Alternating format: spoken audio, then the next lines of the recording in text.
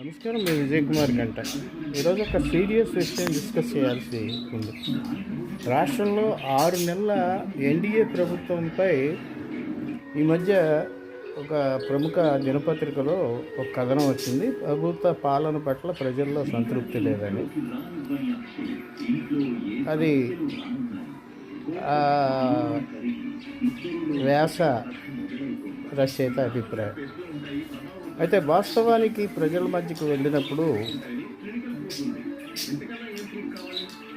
ప్రజలు ఈ 6 నెలల ప్రభుత్వంపై మౌనంగానే ఉన్నారు. ఒక పక్క వ్యతిరేకతను కానీ ఒక పక్క అనుకూలతను కానీ చూపించట్లేదు. వ్యతిరేకతను చూపిస్తే దాని తీరు వేరేగా ఉండేది.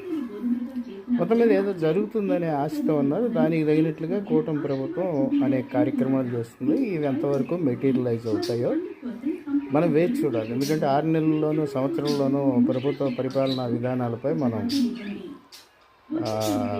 కితాబు ఇవ్వటము, ప్రతికూలంగా మాట్లాడటం సరికాదు. ఇక కూటమిలో పవన్ కళ్యాణ్కి చంద్రబాబుకి మధ్య అంతర్గత విభేదాలు వచ్చినాయని పవన్ కళ్యాణ్ పొడంటే నారా లోకేష్కి గిట్టట్లేదు. ఇది కేవలం ఒక సెన్సేషనల్ కోసం మాట్లాడినటువంటి మాట మాత్రం. బాగా ఆలోచిస్తే ఈ మధ్య కాలంలో 6 నెలల నుంచి దగ్గరగా, లేదా దూరంగా వాళ్ళు చెప్పిన మాటలు వీళ్ళు మాటలు కాదు, దగ్గరగా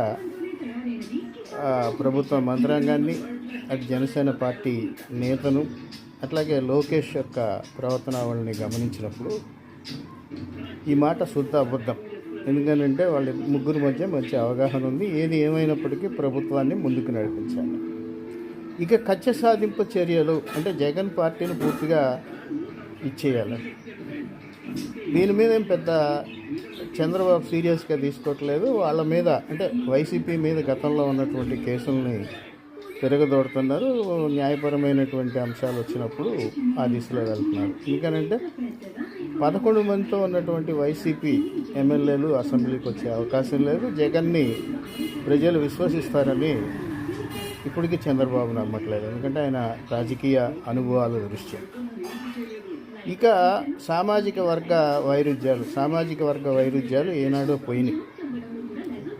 అవి మీరు సృష్టించాల్సినటువంటి అవసరం లేదు. ఇక పవన్ విషయంపై ఆ రచయిత చేసిన వ్యాఖ్యలు చూస్తే పవన్ రాజకీయ పార్టీ పెట్టిన దగ్గర నుంచి అతని మీద అనేక ఆరోపణలు చేస్తూ ఆయన రాజకీయంగా నిలదొక్కోలేరని వ్యాఖ్యానించిన వ్యక్తి ఆయన.